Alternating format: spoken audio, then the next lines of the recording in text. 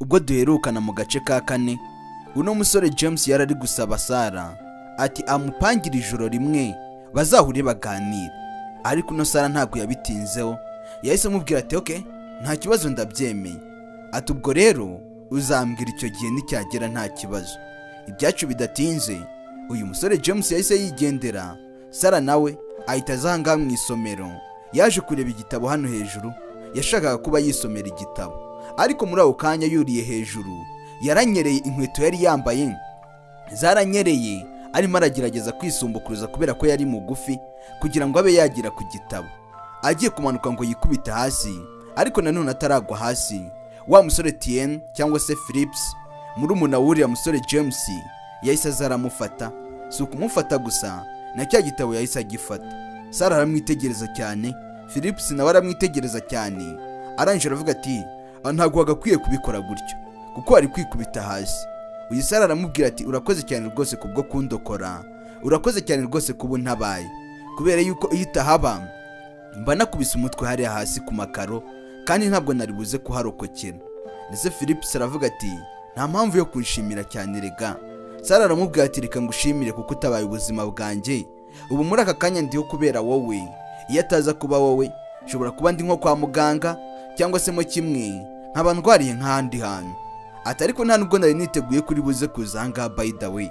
Undatunguye cyane rwose, ntabwo nari nzi umuntu wantabara.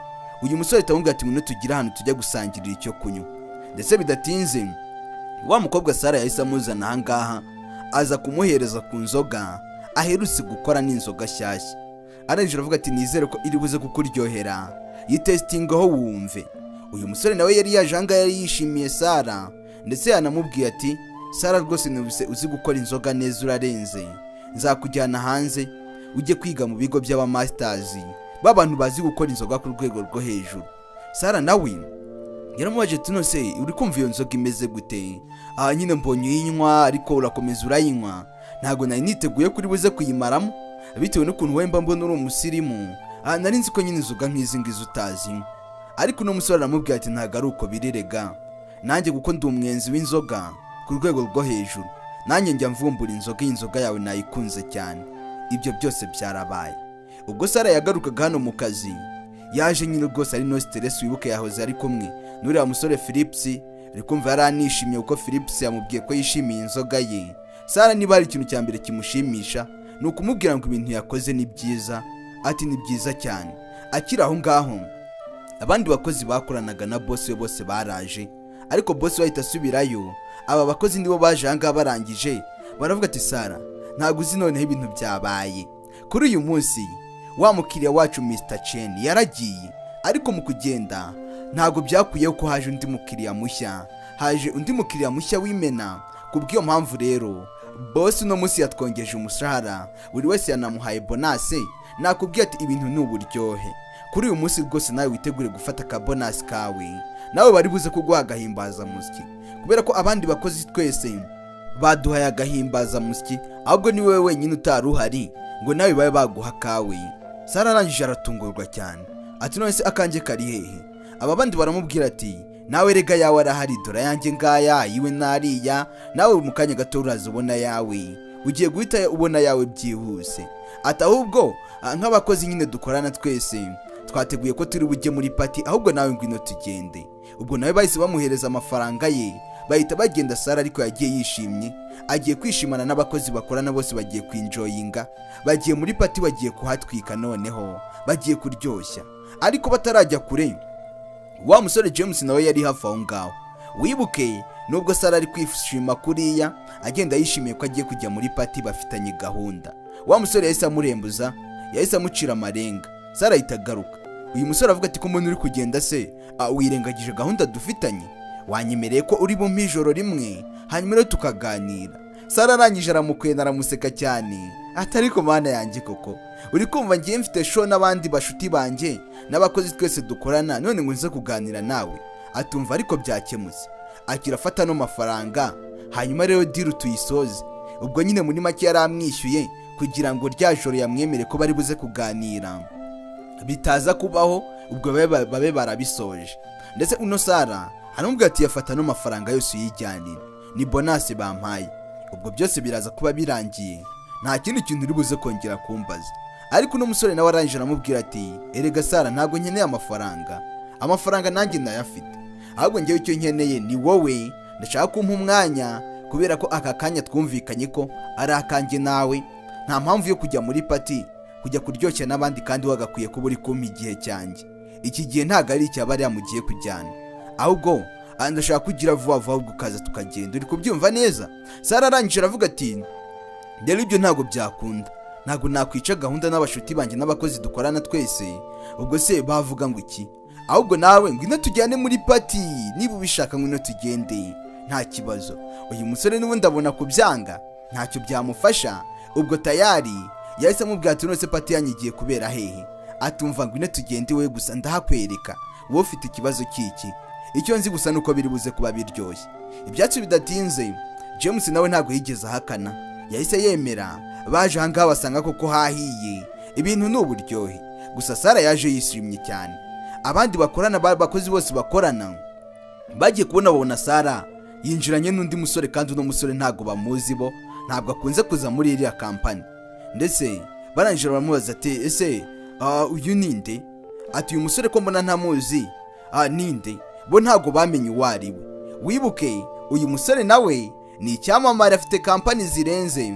Uyu musore yahise yitanguranwa aravuga ati njyewe ndi boyfriend wa Sara. Ati rero impamvu mutamenyereye, ntabwo dukunze kuba turi kumwe inshuro nyinshi. Sara nawe arangije ahita atangira kumuseka cyane, ndetse yagiye kubasubiza yidefanda avuga ati uyu nguyu niko yimereye rega, mu busanzwe akunze gutebya, rero n'ubu ngubu nibyo yibereyemo, ariko ubundi mu buzima busanzwe ni inshuti yanjye isanzwe. Sara yaramwihakanye. Uyu musore avuga ati please Sara, warese kunyihakana kubizi neza. Ati ahubwo Sara niwe uri kujokinga. Sara wizana ibyo bintu by'abantu bakundana hano. Ariko Sara yaratunguye cyane n'ukuntu no musore akomeza yemeza ko ari boyfriend we, ariko Sara we yabitekereza akumva ntago ari boyfriend we. Sara aramunegirije cyane. Ibyacu bidatinze bahise bavuga ati okay, uhawe ikaze rwose, urakaza neza, ntaribi nawe wisange. Sara aravuga ati rego uyu nguyu ahantu hose ageze ari yadabuta, biba byoroshye nyine kuba yahisanga aho hantu. Kirima yose agezemo bitewe n'abahasanze ahita yisanisha nabo, nta mpamvu rero yo kuza kumuhangayikira cyangwa se ngo mube mwamugirira impungenge, kubera ko nawe kandi ku rundi ruhande ni umuntu mukuru arabyumva cyane. Ariko nanone hagati aho ngaho mwaretse tukajya kuryoshya se? Ati ni igihe cyo kuryoshya, mureke twigire muri show yacu nta kibazo. Baje ahangaha batangira gukina imikino. Sasa imikino barimo bakina, hari ukuntu bafata icupa bakavuga ati uriya mutwe w'icupa barawukaraga, uwo uri buze kwerekeza aho wowe ukaraze ni wa ukaraga ukerekeza ku mukobwa, uwo mukobwa wenda urugero murasomana, ni wa ukaraga ukawerekeza ku mukobwa, ubwo uwo mukobwa muraba mukundana, nawe mukobwa ni wabikora biragenda gutyo. Ndetse niwo mukino barimo bakina hano. Uyu nguyu amaze gukaraga arangije icupa ritaryerekera kuri sheri we, barangije baramubwira ati musome.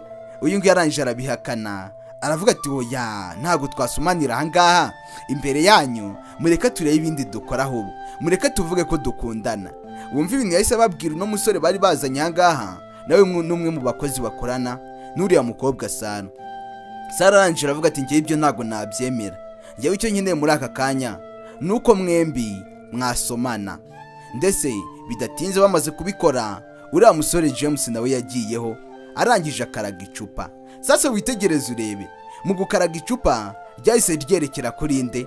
Kuri Sara. Uno musore ahita yirebeshwa hirya, abandi bose baramureba. Uyu musore yirebeshejwe hirya, ariko se uyu muntu nta kintu muri kubonamo? Sara aravuga ati kumuntu wese ureba hirya se, bisobanure neza ikigiye gukurikiraho.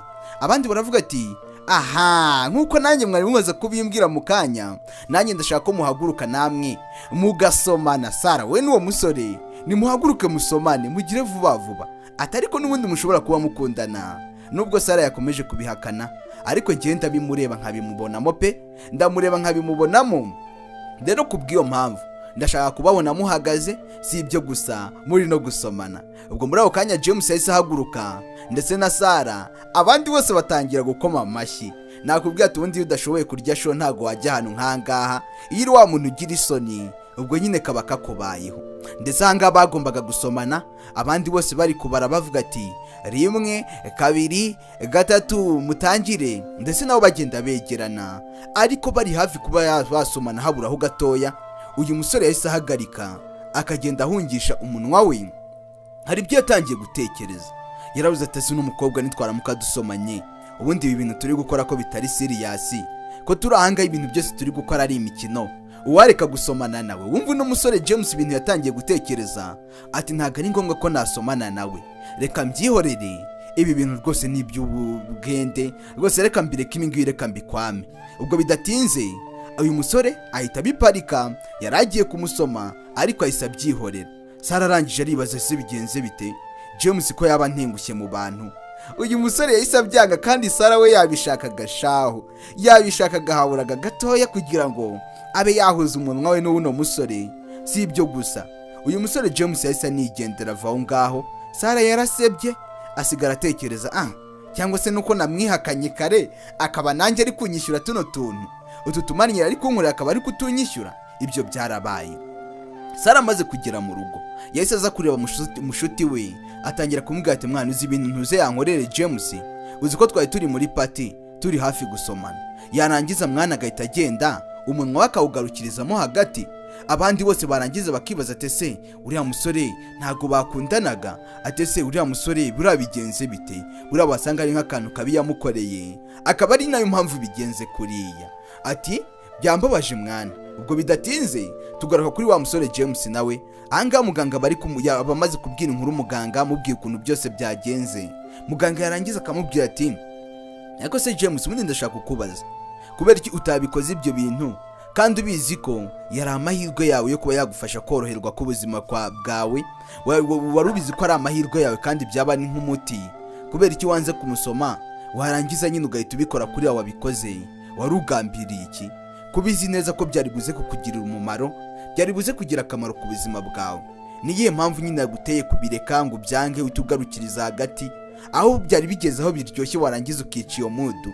Buri uzi ko bishobora gutuma n'uriya mukobwa yirakaza n'ikindi gihe ntazaguha amahirwe yo kuba wakundana nawe. Niyihe mpamvu yabiguteye? Uyu musore arangije aravuga ati ndabyumva nyine ukuntu nabikoze bishobora kuba bitanamushimishije, ariko nanjye natekereje asiba ibintu ngiye gukora, nanjye sinzi umutima aho nawukuye, nagiye gushiduka gusa numva nabiretse, numva nabyanze, ntago namenye ukuntu byagenze.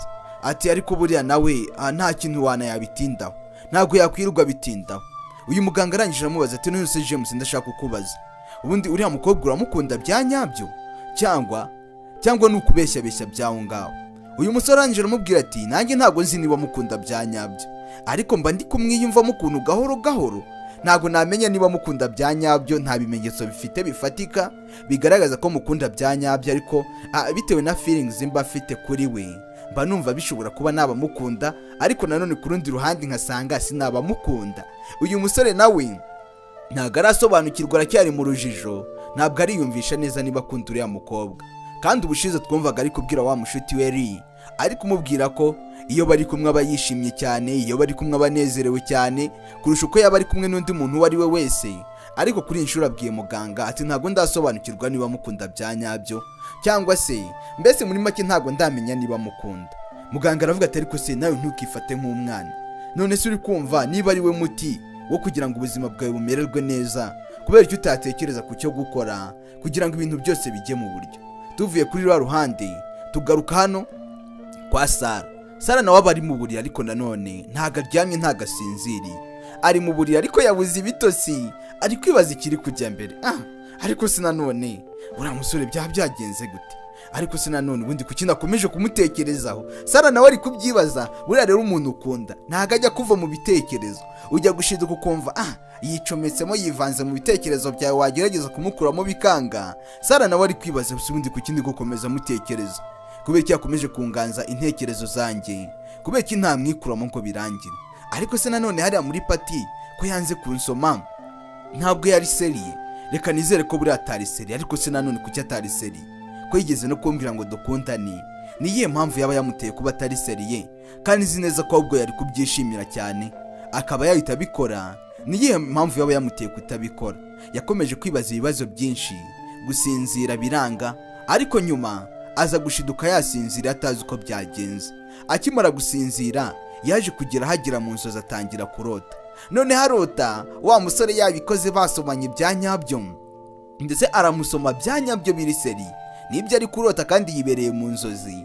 None habona uno musore ari kumusoma bari kubifiringa rwose, bameze neza, ibintu byose ari uburyohe. Ariko nanone ubwo yamusomaga ntabwo byarangiriye aho ngaho, kubera ko uno musore yahise amubwira ati Sara, erega ntabwo ari ibyanya byo, ntuwifate seriye kugusoma, ni ukubera ko ari ino mikino, ubundi ntabwo narindi kugusoma bya nyabyo, ntabwo ibyo ngibyo ari ibintu biri seriye bya nyabyo, ntabwo narindi kubikora gutyo. Niko uno musore yahise amubwira, ariko mwibuke neza ari mu nzozi, ni ibintu yari ari kurota. Ndetse akiri aho ngaho yahise akanguka ahita ava mu nzozi, yari ageze ahantu kumbi yarambwiye ngo ntabwo ari ibya nyabyo, ni inzozi yari yibereyemo. Ati kubera icyo ambwiye ko atari ibya nyabyo, wasanga mbeshya rero, wasanga atanankunda, ariko si ubundi ubu kubera icyo ari kubinkora, ariko si nanone ngiye kubera icyo ubundi nakumugumishije mu mutwe wanjye ndi gushaka iki. Nawe ari kwibaza impamvu yakomeje kumutekerezaho akabura igisubizo, akibaza impamvu ari gukomeza amutekerezaho cyane. Ariko nawe wabyibaza, niba udakunda umuntu ubundi gute ukomeza umutekerezaho, uba umushakaho iki? Ibyo byose byarabaye. Barakwereka ku munsi ukurikiyeho wa mushuti w'uriya James Lee, wibuke yitwa Lee, uriya musore nyine uriya ufite esuwime mu ntoki yitwa Lee, yaraje ahangaha. Ageze hano abona James ari ahantu yiryamiye, ndetse bidatinze yahise aza gucana gaze, abanza kugira ibyo atunganya kugira ngo abanze atunganye breakfast, hanyuma rero abone kujya mu kazi, ariko nanone ajye mu kazi ayisoje. Ibyacu bidatinze ibyo byose amaze kubikora, yaribagiwe agenda atazimije gaze.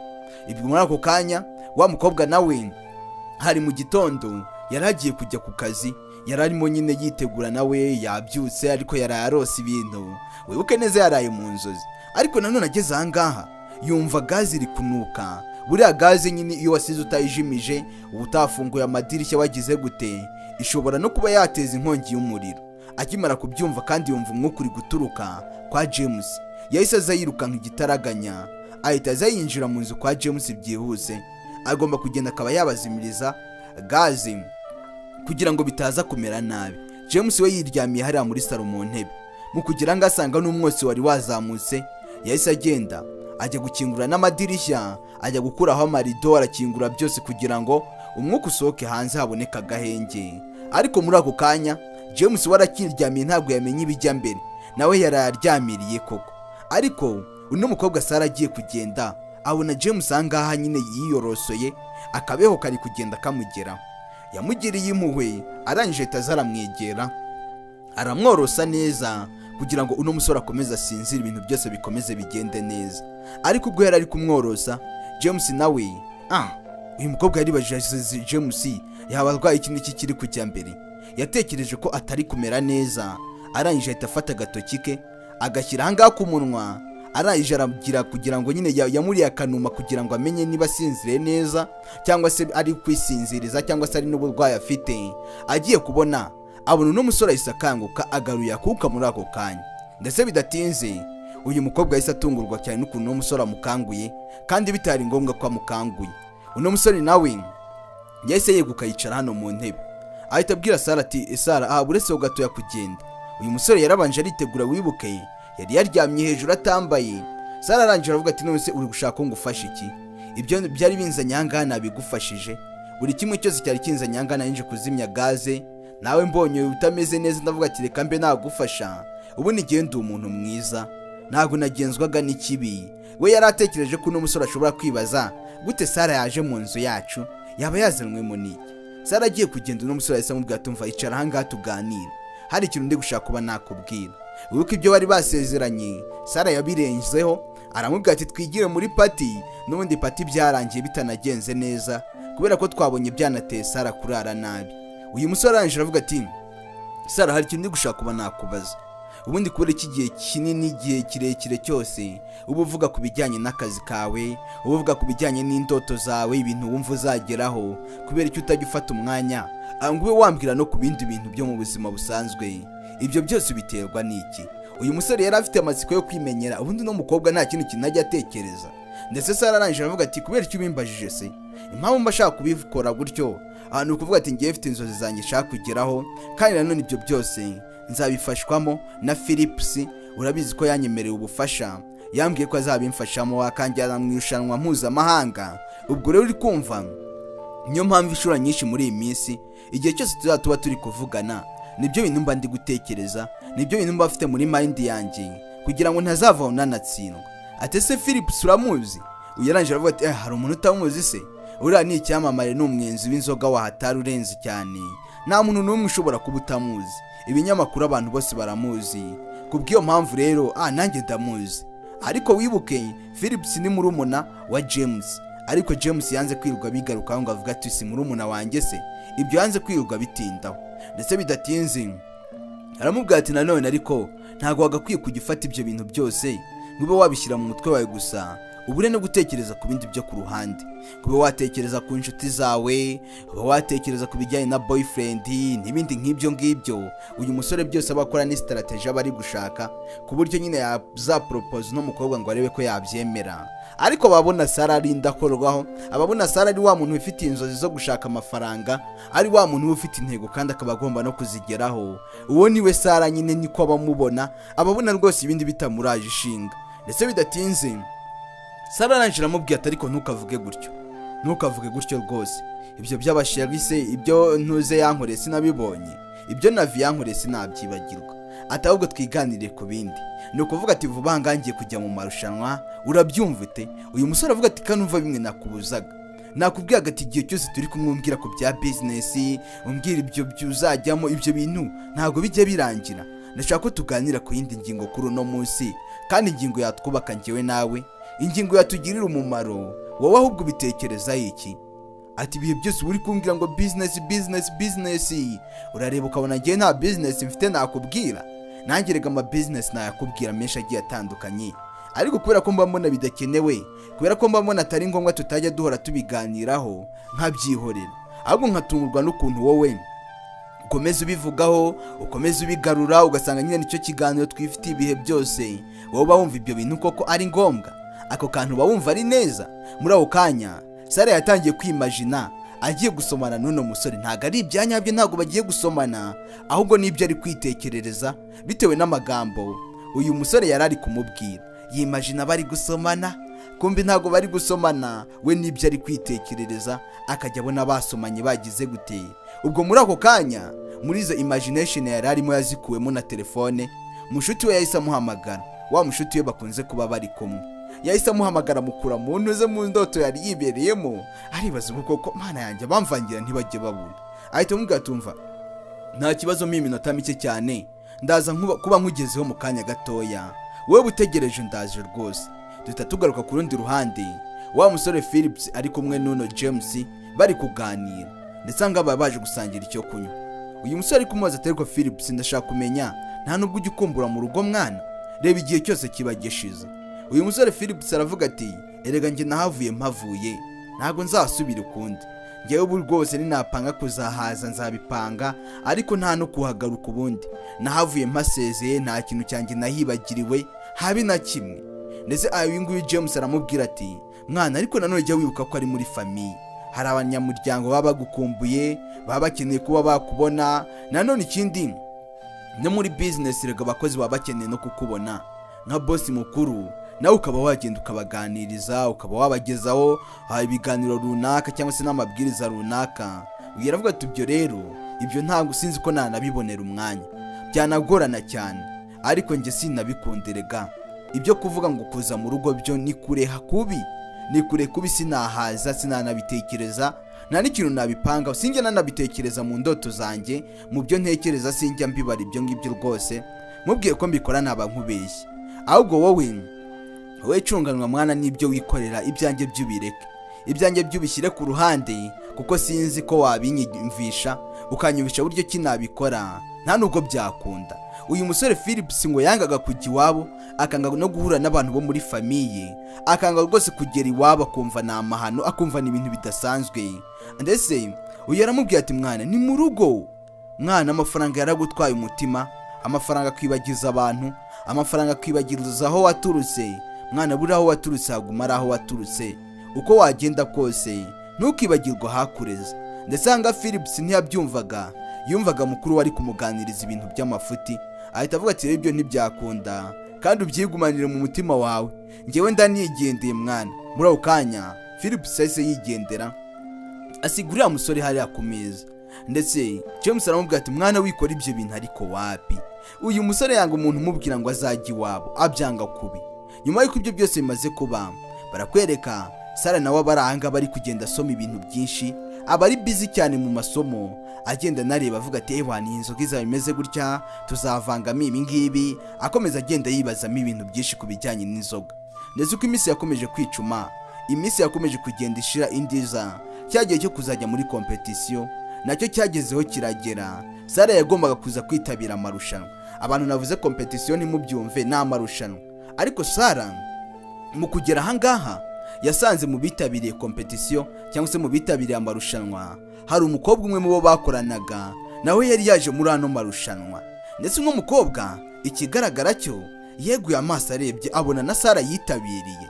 Uyu mukobwa ngo yitwa Ben, izina rye murifate nawe, ntago azakunda kuzamo cyane, ariko inshuro azazamo muzagenda mubimenya, yitwa Ben.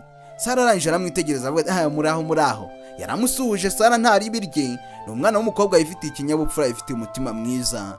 Rero ubwo amarushanwa yagombaga gutangira, buri wese agapresenta inzoga ye, ariko nubwo bajangaha uyu mukobwa Ben yari yazanye ibintu bisharira. Ubwo murabyumva neza, hari utuntu dusharira yari yazanye. Arangije yacunze uno mukobwa Sara yarangaye, arangije arabifatanya gasani mu ndebere namwe, abishyira mu nzoga. Uriya mukobwa Sara yari buze kujya gupresenta. Niba Sara yari yateguye inzoga yujuje ubuziranenge, inzoga imeze neza, uyu yaraje arayangiza. Ibyo rero byatumye uno mukobwa Sara atsindwa amarushanwa, byatumye atsindwa.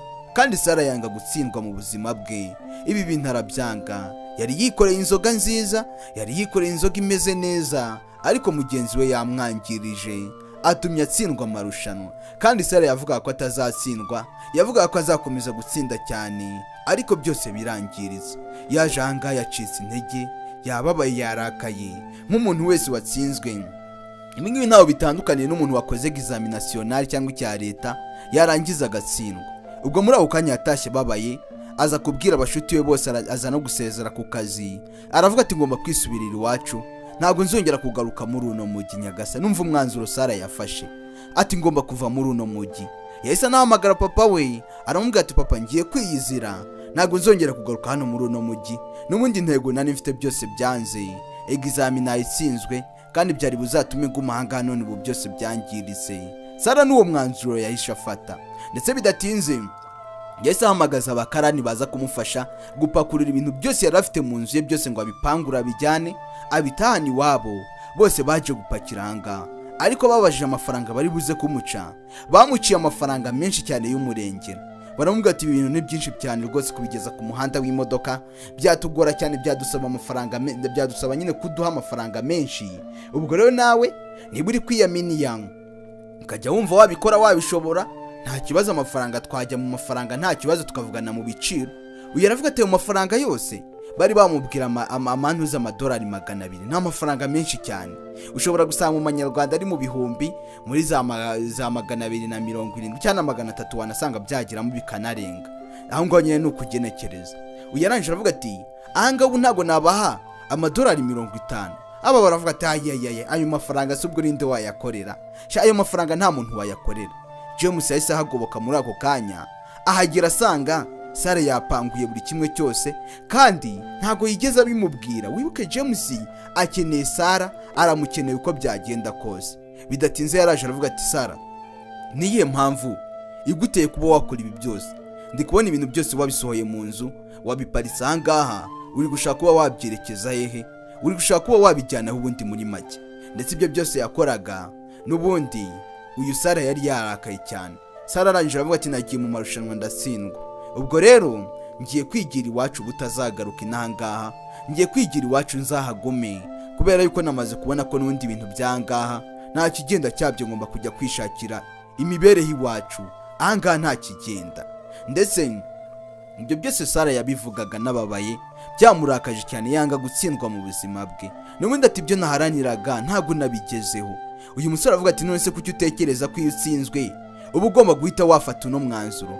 Ibi ngibi biba bigaragaje ahubwo ko utsinzwe. Iyo ufashe uno mwanzuro ni ikimenyetso kigaragaza ko watsinzwe. Ubundi mu buzima busanzwe iyo umuntu atsinzwe arongera akagerageza ubwa kabiri, yatsinzwe ntakongera akagerageza. Ubundi ubuzima tubayemo bwose buba bwuzuyemo kugerageza, ukomeza ugerageza mpaka kugeza igihe bitarangiriye. Uyu musore arangije avuga ati rero njye ntabwo nakwemerera ugenda, nta nubwo byanashoboka, ugomba kongera ukagerageza. Ati basore nimubifate mu bijyane byose, ndabakubira gatatu ayo yari yanze kubaha. Batangiye gukoma amashyi. N'ubundi abangaye kiba kibagenza nta mafaranga, kubabwira ngo urabaha ifaranga. Hayayayayaya, ubu bakoreye umunsi ndetse ubu bakoreye show, batangiye kubisubiza mu nzu. Uyu musore yaravuze ati ntabwo nakwemera ugenda. Sara arangije avuga ati kubera icyo ukoze ibi bintu, ariko kubera icyo ukoze ibi bintu mbujije kwigendera. Uyu musore yahise amufata amuzana hano mu nzu ye, ndetse bidatinze atangira kumwereka ibitente. Buriya usanga nyine akenshi umuntu wagize nk'ihungabana nka ririya biba bisabwa ko wamuba hafi. Niba umuntu yari yiteguye ibintu akaba azi ko azatsinda n'umutima we wose, agatsindwa ashobora no kugira toromada, akaba yagira ihungabana. Ndetse Sara arangije aravuga ati ase ubundi kubera icyo uri gukora ibi byose, uri kunyereka ibitente kandi ubizi neza ko bino bitente ntari gushaka kuba nabireba. Yewe icyo nshaka ni ukwigira mu rugo, nkisubira mu rugo, n'ubundi naratsinzwe, ubwo nyine nkatahana icyo gisebo cyo gutsindwa. Muri aka kanya rwose ntabwo nkeneye kuba ndahanga. Ariko James we ntiyabyumvaga.